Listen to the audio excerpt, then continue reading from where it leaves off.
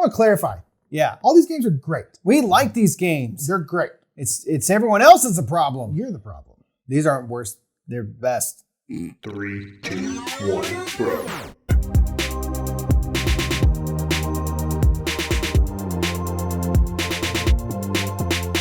Yeah, we're here to talk about our worst games, apparently. According to you. According to the users of Board Game Geek, these are the top 10 worst games we own. It's the lowest ranked game. They're the lowest ranked games, which is a completely subjective thing. Case in point, we like all these games, so we own them. That's the thing. So I want to clarify again. All these games are great. Publishers, if you show up on this list, fret not. That doesn't mean nothing. We love your games. Okay? We evangelize all these games. All right, we'll be talking about them. So we're going to go ahead and get into our top 10 worst games according to Board Game Geek. That's just one reference point, and these are our worst games.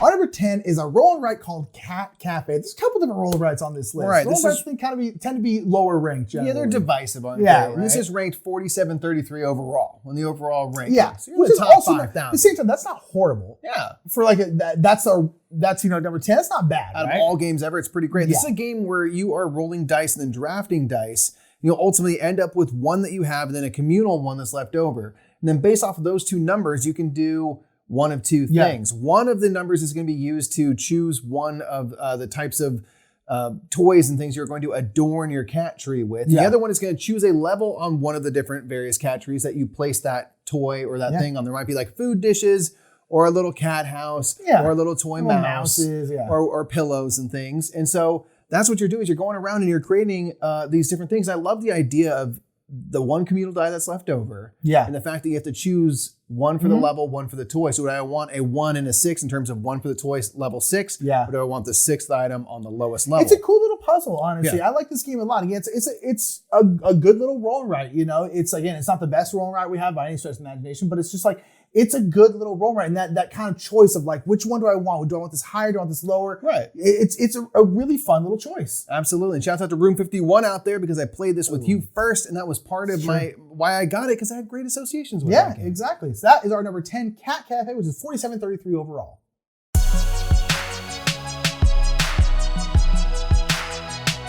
Number 9 is another, it's a little tiny little roll and write. I'm surprised this is not even a little lower considering how simple this game is. How dare you besmirch the name of Reiner Knizia like this? This is Criss Cross. The good doctor. The good doctor came in at 4871 on this one. This is a totally themeless roll and write. Not even trying. You're just rolling 2 dice that are going to have shapes on them. Then you have to add those 2 shapes and they have to be orthogonally adjacent to each other. And you are trying to, in each row and column, have as many of the same shape, like a triangle or a circle or whatever, as you can. The more you can get, the better. Yep. That's it. But the thing is, it's interesting, is like, okay, so I made a really good column, but every one of those shapes is also going to pertain to one of the rows that's also going to score. So how do you make both of those things profitable for you? Yeah. And I think it's super duper interesting. And this is a game where one, you can play with an infinite amount of people because everyone goes off the one dice roll. And then 2, this is a game that is so simple. Right. I mean, you take those 2 die, you have to put them next to each other somewhere. You're trying to get the same symbols in rows and columns. That's it. And it's just like, it is so simple and easy to teach that you can play this game with anybody. It's 5 minutes. You don't even need, if someone has a dice, you can just make a little extended 5x5 tic-tac-toe sheet on your paper and you could play with that. You can also just do this with a pair of dice. You can also do this with a pair of dice. It's one of those things. It's absolutely do this with a pair of dice. It's classic Reiner Knizia. It's so simple. It's very, very themeless, but it's a great little game. And again, this is a game where you get it because it's small and you can just play it with whoever. Yeah, we love it. We think Criss Cross is great. It's a perfect little filler. It takes 5 minutes. You just want something to do. Fun little puzzle. It doesn't bother with theme and knows that it has none. And that's why we like it. That's number 9, Criss Cross. Yeah.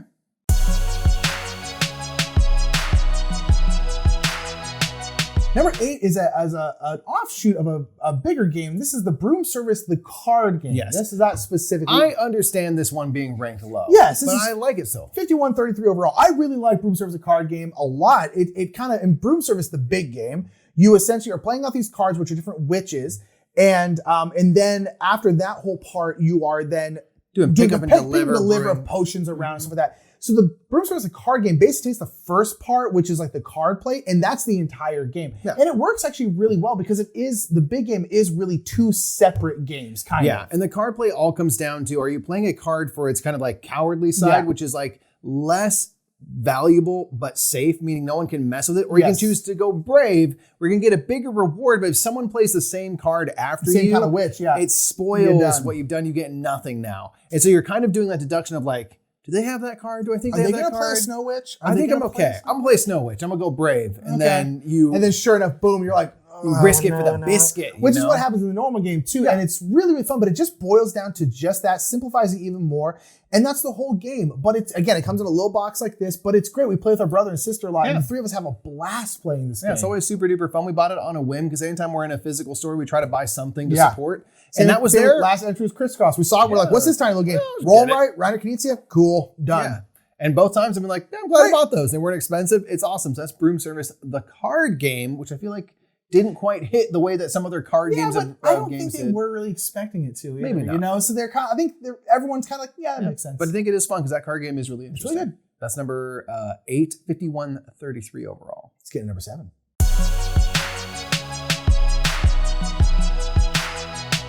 Number 7 is a newer game, and a game that kind of went under the radar. And this is a game called Traintopia. So this is a game by Board and Dice, who make big games like Teotihuacan, Twat and Suyu, those kinds of things. And this is a good little game where you are putting out these tiles. Right. And these tiles will have a couple different things. They will have, obviously, they'll have train tracks, and you're building out train routes, essentially. And you're also trying to get money. There's some money spots. And it's a cool little drafting game because on a round, there's a certain amount of tiles out that, again, have these tracks, these money, little amusement parks, things on them. But then there's also these essentially different elements, different commuters you can get, or these kind of like high-speed trains, or these like little money bags and stuff.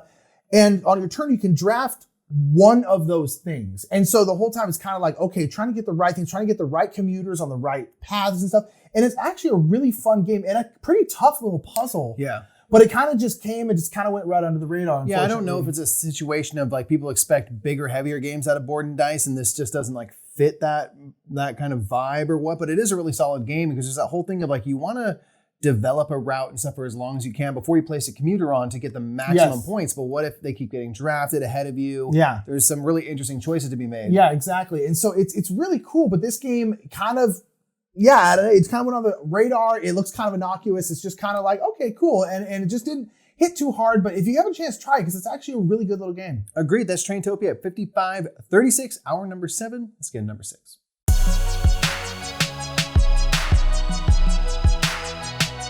Number 6 is Clip Cut Parks. This one it's kind of weird, Clip Cut Parks. It is weird because it is a clip and fill. Cut and fill? You are rolling dice, which are going to determine what you must cut. You are literally have a sheet of paper that you are cutting into with scissors, and you're going to be cutting off different kind of park areas. Yeah. And you're going to be putting them onto cards that want a green park area, then a blue, and then a red over here. So you need to make snips and things to cut out the right size pieces. Because if you cut something that doesn't get used, it gets crumpled up and kind of tossed away. That's wasteful. Yeah, it's waste. And so this is one that like is really just novel. Yeah. It's like not the greatest game ever, but it's one that like I am just tickled pink by like the idea of like just take this paper and you have to cut strategically. I'm like, I've never seen that because when you're cutting, it says you have to cut 3, which means you have to cut three squares in a single direction. In a single direction. So you actually are like, okay, I can't do that because then that's going to knock this piece off and I have to crumple it. So it honestly is a hard puzzle, right? But it is kind of like a gimmick. It's just weird, and it's weird, but it is fun. Yeah. But again, it's not the best roll and write ever or roll and write in that genre. Cut and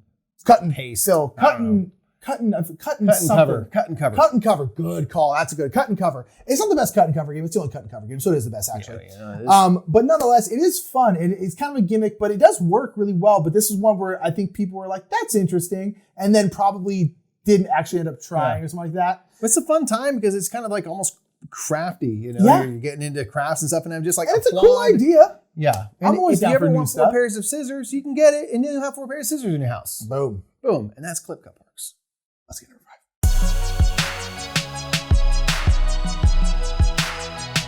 5. Number 5 is a really interesting. A lot of these games are kind of like, that's kind of weird. And that's probably why they're lower ranked. But this is called Time Chase. And this is a time traveling trick taking game. Yes. Which is weird. And honestly, it works. It's really, really fun. But this is a game when Mike had played it and I think you got it and then you were telling me about it. And I was like, yeah. What? And then you were describing the mechanics. I was like, You're like, yeah, you go back in time. You can go back and like basically win a trick that got won before by putting a new card on it that and changes the winner. It's super weird, but it really works. But this is a game where I've played it before. I'm still just like, how do you explain this is weird. But it's really, really cool. Right. Yeah, I think it's really interesting. And that's kind of what it is. It's just pretty like, standard trick taking with that time travel element, which is like the twist. You know, most trick taking games provide some sort of twist on things, and that's what it is. Other than that, it's straightforward trick taking. You're trying to get to, I think, 3 total hands that you've won. They're like among the timeline, you have won 3 of the hands. So people are trying to undo the things that you won before. Because you can lose a hand. You need to actively like win what's going on now. Yeah. And so it's just a cool idea. And I think maybe I wonder if like that kind of how do you explain and get into the game has maybe stunted its growth, or just came out at a bad time or whatever. But it's a really interesting trick-taking game. So it's like one I'm going to hang on to because I'm like, I do not have a trick-taking game like that. Yeah. And so I think it's an awesome kind of a hard one to sell, have. but if you can try it, especially if you like trick-taking, it's really cool, but it is kind of a weird, hard sell. Highly recommend. It's just an interesting time chase, especially if you like trick-taking. It's ranked 63.99 overall, and it's our number 5.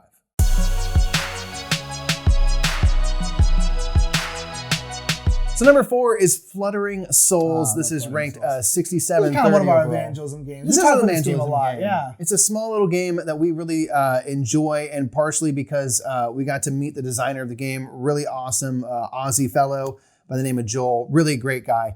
And Fluttering Souls was kind of like a passion project that came to be after he had a loss in the family. And so that whole story of what got made was just a really big piece of this, and it's a cool game to boot. It is. So this is a game that borrows kind of from Seven Wonders Duel. We're going to make a pyramid of cards, and you're going to be drafting butterflies, and they want to be collected in sets of 2, sometimes sets of 3, different sets, but very simple set collection. 2-player game, 2-player only game.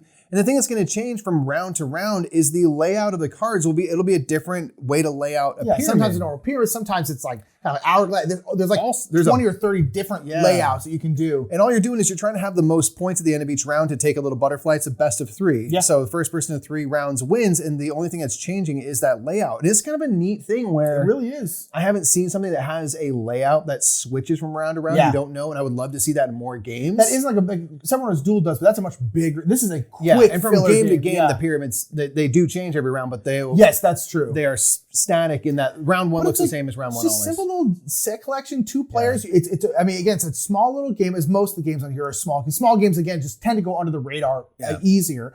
But it's really, really fun. It's just great. Pretty theme and stuff. Super simple and a fun little 2-player card game that doesn't take a ton of room to play. So that's why we got it. We got it. You find it, pick it up. It's really good. It out. Really simple, quick 2-player game. That's Fluttering Souls. Our number 4, ranked 67.30 overall.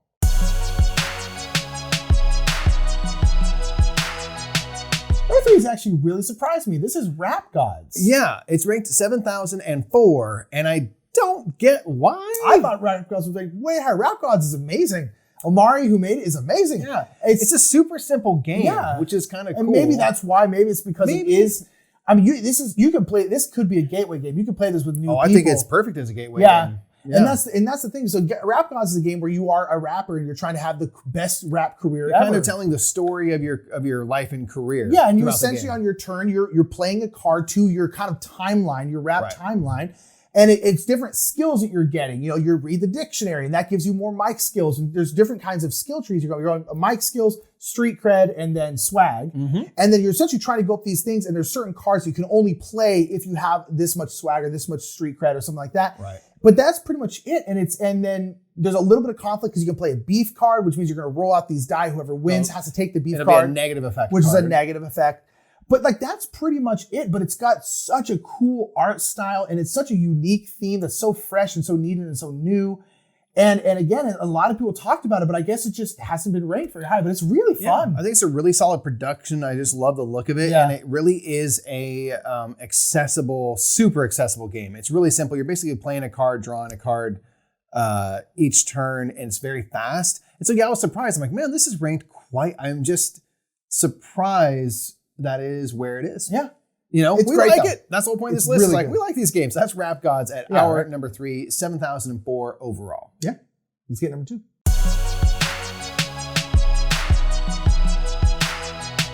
So number 2 is Conspiracy, the Solomon Gambit by Sponsor Daddy's Restoration Games. Thank you, Sponsor Daddies.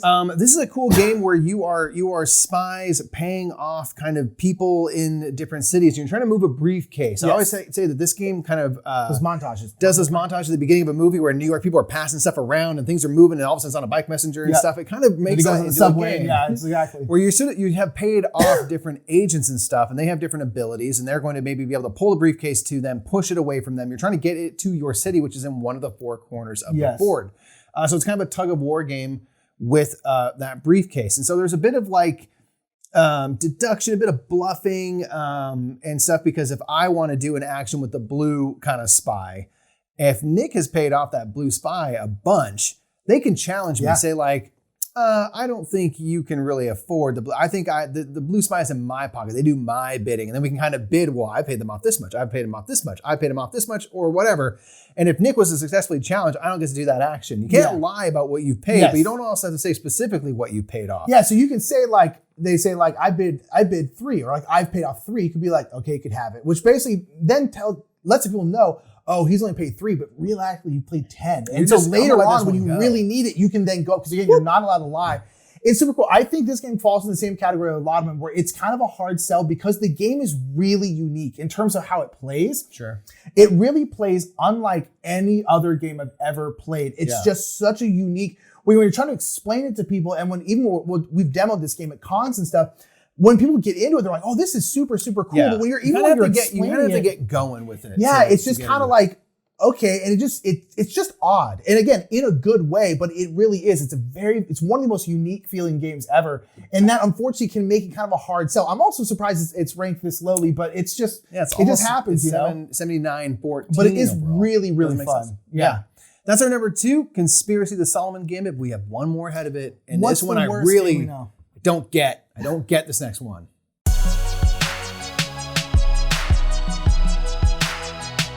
Now, before we begin with this, I'll have you all know, you've been watching this video and been like, I know what's coming. There's a certain game that's in the background of all these videos. It's Justin Bieber's Backstage Pass, but this is not on this list. You know why? Because it's not good enough to even have been ranked by people. All of these games, I probably said this earlier, all these games have legitimate ranks. There are a couple games we had that are like NA. So nope, it's not Justin Bieber. It's not Justin Bieber, but it is Finden from Haba, ranked at 8239. And I don't know if this just hasn't gotten to people or what. I think this is the same kind of thing where it's like, again, this is another roll and write, and this is kind of like it's so different than a roll and write. It's like a word search or an image search. I don't get. It is kind of an image search. I think it's so fun. So this is a game where I don't get it. You're going to roll out these dice, and then the dice are going to have different colored symbols on them, and then everyone has the same board with the same colored symbols. And it'll be 5. There are always 5 dice. It'll be 5 colored symbols, and you essentially have to find a line of those symbols somewhere in. Find some sort of shape that you can. Yeah. So if it's like purple, red, yellow, blue, you have to find somewhere in your thing purple, red, yellow, blue. You circle it, and then you have to circle it. And there's a certain amount of shapes that you can do. These are essentially all the shapes that can make kind of like a Tetris kind of shape kind of thing. Yeah. But the thing is once you've used those shapes, they go away. You have to like cross them in. That's if you're playing like the puzzle modes. There's like 2 different modes you can play. You can play like that mode where you have to you can't repeat those shapes. You can't repeat a shape. That's a really fun way I like to play. Or you can play speed mode where you have to find that combination of colors 5 times on your same board, which is incredibly stressful and very fun. But in the puzzle mode, you can't repeat shapes. It becomes this whole other challenge. Yes. And it's really... That's why I like. There's and a lot of the shapes are ways. easier to find than others, so they're worth less points. You're trying to find the hard shapes because they're going to get you more points. And both modes are super cool, and it's super unique and fun. And they kind of, I think it came out at Essen last year, and it just kind of went I think this one is a product of like COVID times, and like maybe we'll see it jump up later as it starts to become more readily available for people. So I don't think the number on this one or for any of these is like necessarily indicative of its quality. And I think Finden in particular is like, this is a much better game than it is ranked. Yeah. And I hope to see that go up someday because I think it's great with those 2 modes of play. You basically have 2 games in one, and I think they're both very, very fun to play. Yeah. So that's our number 1, Finden. I don't know why. Who knows? We know Justin Bieber's really the real number 1. It's great. I love that but game. It's beneath even ranking, and we love it. It's really fun to play. So get wrecked, nerds. Indeed, get wrecked. Thank you so much for watching our top 10 worst games of all time. So if you want to see our actual ranking how of do we rank these 10 how do we games? rank this? So we did this with our top 10 best games according to BGG. And then on our Patreon, we put our actual ranking. So not BGG's ranking, our ranking of those 10 games. We'll do the same thing here. And again, that video will be over on our Patreon. It'll be free, so you can just go over there and watch it. But if you have a couple dollars, feel free to throw them at us. We would appreciate it. And beneath us, you have seen our patrons going by. In the meantime, thank you to all of our patrons for helping support this channel and keep it going. Yeah. You obviously have seen a lot of upgrades on our channel. That is thanks to our Kickstarter and to our patrons who have been giving month in and month out. And it really, really it's everything, yeah. It helps our whole life go. And it is really amazing. It really does. So check out that video if you want to see our actual ranking of this. And yeah, let us know what top 10s you want to see in the future. Absolutely. And that's going to be it. I'm Nick. I'm Mike. We're the Bros Murph. We'll see you in the next top 10. Oh, we almost missed it. So close. Thank you so much for checking out another Brothers Murph top 10. If you want to see our last top 10, it's going to be right over chair because I'm sitting. Boom. He is sitting. Boom. And then there's something else right there. Boom. Another video. Subscribe. Where I'm standing. Check it out. Do everything. Boom. Subscribe. Check out our Patreon. Boop. Bye, everybody.